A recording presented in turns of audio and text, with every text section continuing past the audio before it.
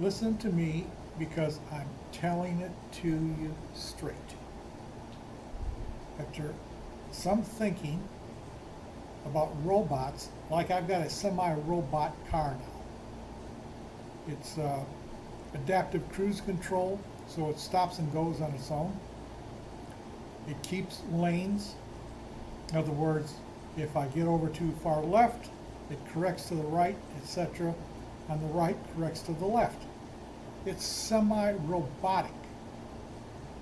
Elon Musk has a Tesla car that is totally robotic.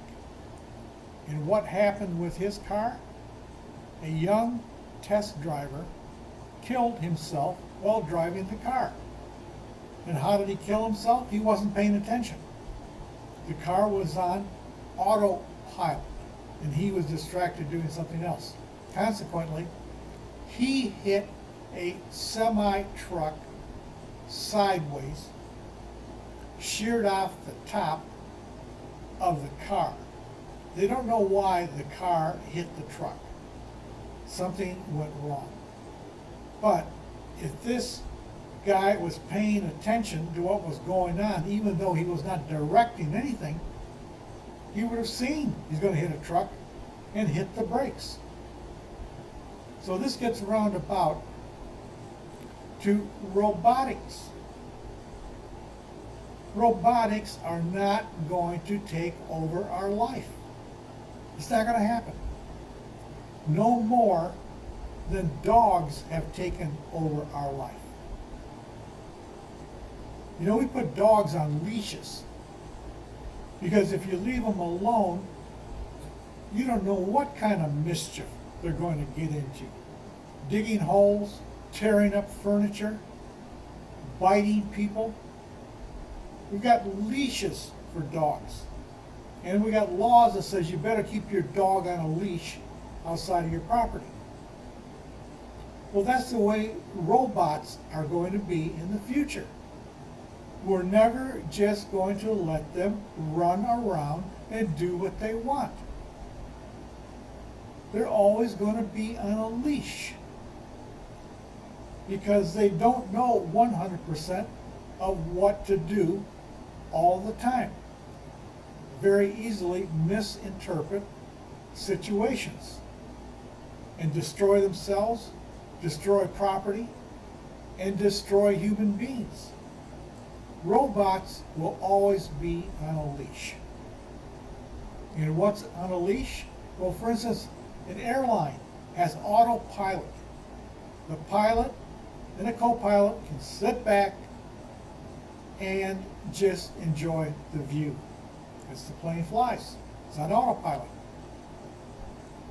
But if something goes wrong on the plane, they can immediately, and hopefully they will, take over control of the airplane. If nobody was watching, no human being was watching what's going on in the airplane, well, then the airplane probably would crash because of some malfunction in the autopilot.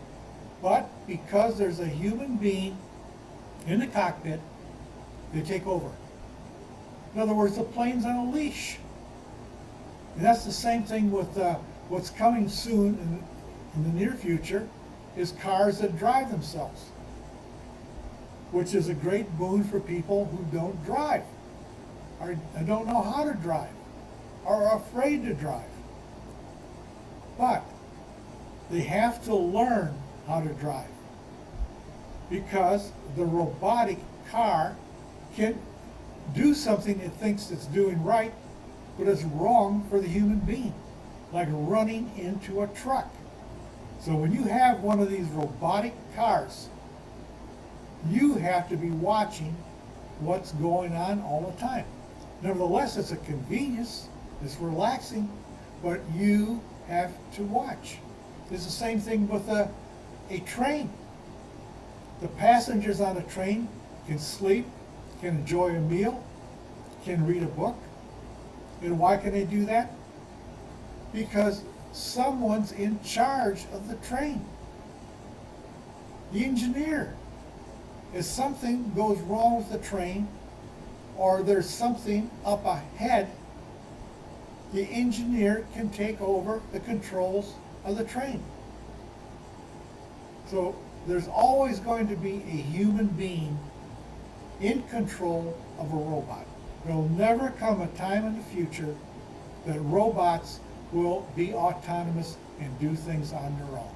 As I said, no more than dogs are allowed to roam and do things on their own.